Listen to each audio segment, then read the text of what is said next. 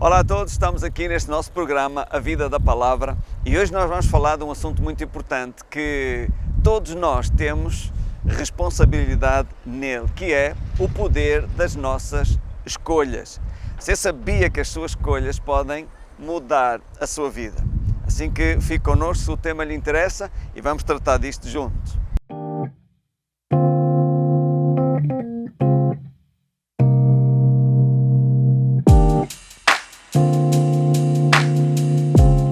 Olá, cá estamos de novo para falar um pouco acerca do poder das nossas escolhas.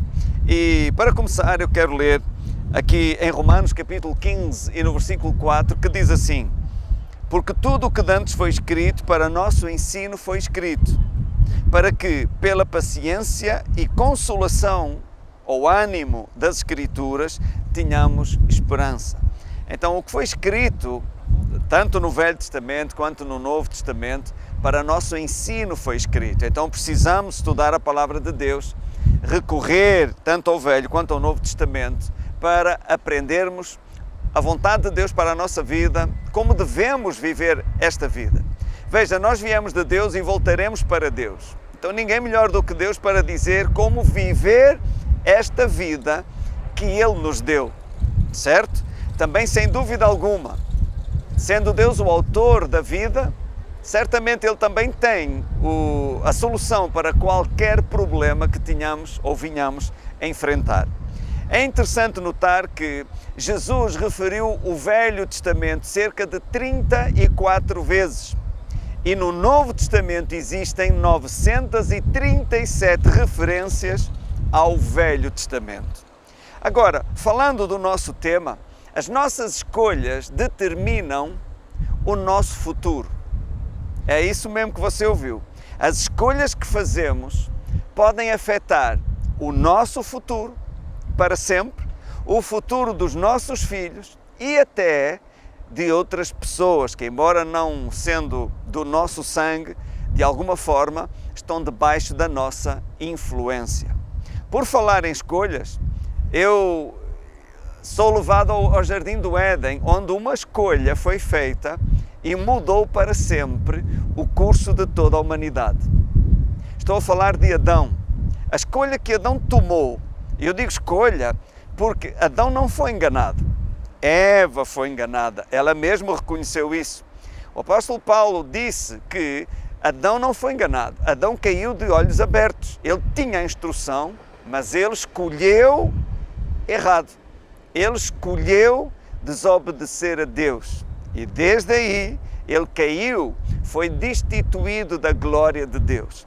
E quando em Gênesis no capítulo 5 diz que Adão gerou um filho à sua imagem conforme a sua semelhança e lhe deu o nome de Sete, não fala imagem e semelhança de Deus, mas de um Adão caído e destituído da glória de Deus, de geração em geração até os dias de hoje. Por isso Jesus vem e diz que é necessário nascer de novo. Então veja que uma escolha errada, neste caso, mudou para sempre o destino da raça humana. O destino e o modo de vida e muita coisa assim. Outra escolha que me salta assim à mente é quando em Gênesis 25 e fala-nos de Esaú. Esaú fez uma escolha que não só mudou a vida dele, mas também, e por incrível que pareça, a identidade até do próprio Deus. É isso que você ouviu. Essa escolha resumia-se a trocar o direito de primogenitura por um almoço, um guisado de lentilhas. Esaú deveria ter dito a Jacó: não, de maneira nenhuma, a minha primogenitura não tem preço. Deus me deu isso, Deus me confiou isso, eu não vou trocar por nada. Mas não, ao contrário de Jacó, que perseguia a todo custo a bênção de Deus, a bênção da primogenitura, já para Esaú era algo que não tinha assim tanto valor. Tomou isso por garantido, era um direito de nascença e também não teve problemas em trocar por um guisado de lentilhas. E quando eu digo que mudou, obviamente, a história, o futuro de Esaú e até a identidade do próprio Deus, entenda o que eu quero dizer. Quando em Êxodo capítulo 4, Deus se apresenta a Moisés fala com ele para ele ir para o Egito. Ele diz: eu sou o Deus de Abraão, o Deus de Isaac e Deus de Jacó. Mas não estaria para ser assim. Estaria para ser: eu sou o Deus de Abraão, o Deus de Isaac e o Deus de Esaú. Mas uma escolha errada de Esaú mudou não só o seu destino, mas, como eu disse, a identidade do próprio Deus também. Em Hebreus, no capítulo 12, no versículo 16, chama Esaú de profano. E porquê? Porque profano é aquele que despreza as coisas de Deus. E foi o que Esaú fez, por uma escolha que ele tomou. Entende? Ele tornou-se profano. Então as nossas escolhas são importantes e podem até alterar o nosso destino em Deus. Em Gênesis 29, fala-nos de que Ruben era o primogênito de Jacó. Logo, sendo ele o primogênito, ele transportaria a bênção da primogenitura. Mas vemos que não foi isso que aconteceu. E porquê? Embora a bênção da primogenitura lhe estivesse destinada, por assim dizer, Ruben não a recebeu. A bênção não veio sobre ele. E porquê? Bem, Gênesis 49 diz-nos que Ruben deitou-se com a concubina do seu pai. Ok? E isso trouxe desonra para o seu pai. E isso fez com que, ou melhor, essa escolha que ele tomou, fez com que ele perdesse a bênção de Deus que inicialmente lhe estava destinada. Agora, o primogênito, perdendo a bênção da primogenitura, essa bênção passaria para o seguinte filho. Neste caso seria Simeão. Mas Simeão também não recebeu a bênção da primogenitura. Então seria para Levi. Mas Levi tampouco recebeu a bênção da primogenitura. E Gênesis 29, 33 e 34 diz-nos porquê. Eles tornaram-se sanguinários. Eles enganaram um povo e depois chacinaram todo esse povo. Gênesis 49 fala-nos disso, Gênesis 34 fala-nos disso também. Então, não foi para Ruben, por causa de uma escolha errada que ele fez, trazendo desonra para seu pai, perdeu o direito à bênção. Não foi para Simeão, nem para Levi, por causa de uma escolha errada que eles fizeram também. Foi para Judá, ok? Então, Jesus, eu atrevo-me a dizer que inicialmente Jesus deveria ter nascido da tribo de Ruben, mas Jesus vem a nascer da tribo de Judá. E porquê? Porque Ruben pecou, escolheu mal e não se arrependeu. Simeão, Levi escolheram mal e não se arrependeram. Então a bênção ficou em Judá. Deus sempre nos chama para nós fazermos coisas que estão para além daquilo que nós podemos fazer. Veja, Abraão e Sara foram chamados por Deus para ser pais de uma multidão de nações, quando naturalmente nenhum filho eles poderiam ter. Moisés foi chamado para libertar um povo inteiro, uma nação, tirá-los do Egito, que na altura era a nação mais, ou o império mais poderoso da época. E Deus mandou Moisés sem exército, com o cajado de um pastor. Mas Gedeão estava a malhar o trigo, não é? Juízes capítulo 6 conta-nos a história, a malhar o trigo dentro do lagar, numa caverna, para o salvar dos midianitas. E Deus levanta Gedeão para libertar todo Israel da opressão dos midianitas.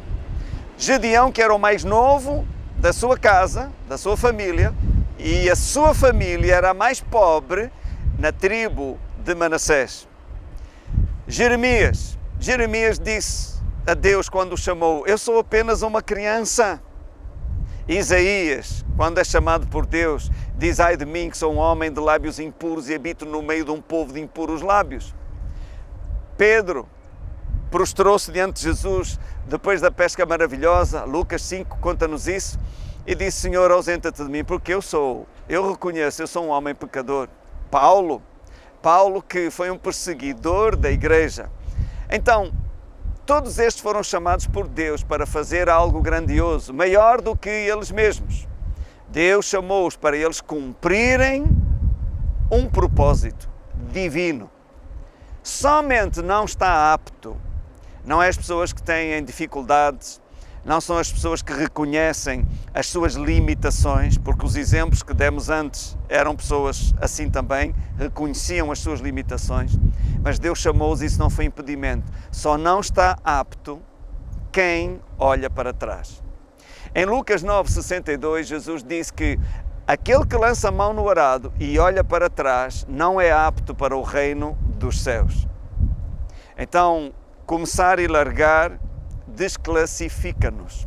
E note que olhar para trás é uma escolha. Agarrar no arado é uma escolha. Repito, olhar para trás é outra escolha que muda o seu destino em Deus. E isso pode afetar não somente a sua vida, da sua família, mas já pensou, pode afetar a vida de milhões de pessoas. Imagine que Abraão teria escolhido não obedecer a Deus. Quantos milhões de pessoas não teriam sido afetadas por essa escolha errada? Assim como foi com Adão. Então você nunca sabe. Você pode achar que aquilo que Deus lhe confiou, pode ser algo insignificante. Mas você não sabe lá na frente. Deus olha mais além. Os milhões de pessoas que serão afetados pela sua obediência, isto é, pela sua boa escolha. Hebreus capítulo 10, no versículo 38 e 39, diz que o justo viverá pela fé. Se ele recuar, a minha alma não tem prazer nele. Mas nós não somos daqueles que recuamos, mas daqueles que permanecem para a conservação da alma. Somos daqueles que creem. Então só você poderá impedir o plano de Deus na sua vida. Você tem o poder de escolher e Deus não vai obrigar você a fazer as suas escolhas. O livre-arbítrio é seu. Deus propõe o plano, Deus chama, mas compete a si e a mim tomar a decisão, tomar a nossa escolha. E sabe, escolher é algo que nós fazemos no dia a dia, em prol daquilo que é certo, daquilo que está em linha com a palavra de Deus. As suas escolhas não são responsabilidade de terceiros e também não serão cobradas a terceiros. Um dia você e eu estaremos cara a cara com Deus e teremos que dar conta das nossas escolhas. Por isso, escolha bem. Escolha em linha com a palavra de Deus. Escolha obedecer a Deus. Escolha realizar o plano de Deus. Porque Deus não fala tudo de uma vez só. E isso exige a nossa fé e a nossa confiança. Quando Ele nos chama para fazer algo, quando Ele nos pede para fazer alguma coisa, obedeça. Escolha seguir a Deus, escolha fazer o que Deus disse, porque lá na frente, oh meu amado, lá na frente você vai ver o quão bom foi você ter escolhido certo, ter escolhido obedecer a Deus. Então, eu espero que esta palavra o tenha ajudado e vemo-nos no próximo programa. Até lá, fique na paz.